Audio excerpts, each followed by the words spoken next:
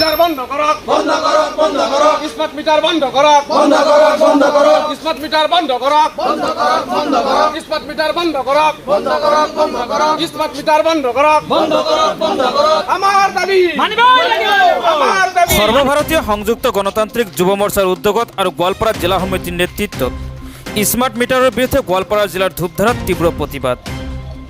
আজি দিনৰ 11 বজাত ৰূপায়ণ কৰে এই প্ৰতিবাদ। প্ৰতিবাদত অংশগ্ৰহণ কৰে AIUDFৰ গোৱালপাৰা পূব সমষ্টিৰ সভাপতি আলী হুছেইন, আব্বাছ আলীৰ লগতে দলীয় কৰ্মীসকল।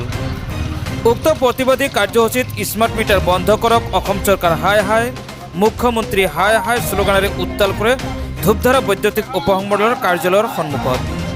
ইয়াৰ পিছতে এখন স্মাৰক পত্ৰ ধূপধাৰা বৈদ্যুতিক উপসংমণ্ডলৰ বিষয়ৰ জৰিয়তে মুখ্যমন্ত্ৰীলৈ প্ৰেৰণ কৰে।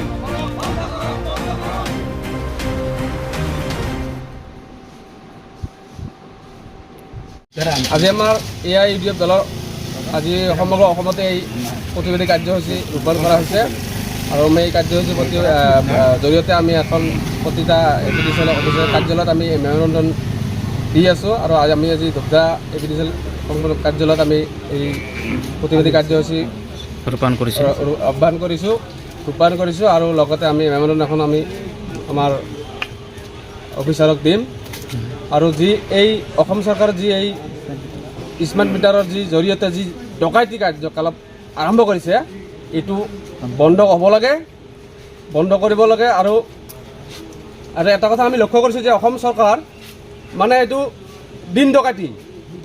যি স্মাৰ্ট মিটাৰ আমাৰ আগৰ যি পুৰণা মিটাৰবিলাক আছিল সেইবিলাক মিটাৰত যেনেকুৱা ধৰক আমাৰ যিটো বিল আছিল আমি যিটো দেখা পাই আছোঁ নিউজত যিদৰে আমি পাই আছোঁ বহুত মানে চাৰিগুণকৈ বৃদ্ধি কৰা হৈছে স্মাৰ্ট মিটাৰৰ জৰিয়তে যি বিল।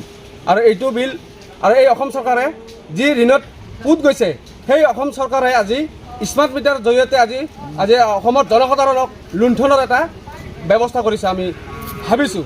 আৰু আমাৰ দলৰ দাবী আৰু লগতে সমগ্ৰ অসমবাসী ৰাইজৰ দাবী যে এই স্মাৰ্ট মিটাৰ অতি সোনকালে বন্ধ হ'ব লাগে, অন্যথা আমি ইয়াতকৈ আমি গণতান্ত্ৰিকভাৱে আমি আন্দোলন কৰিবলৈ বাধ্য হ'ম। চৰকাৰক কি আহ্বান জনাব?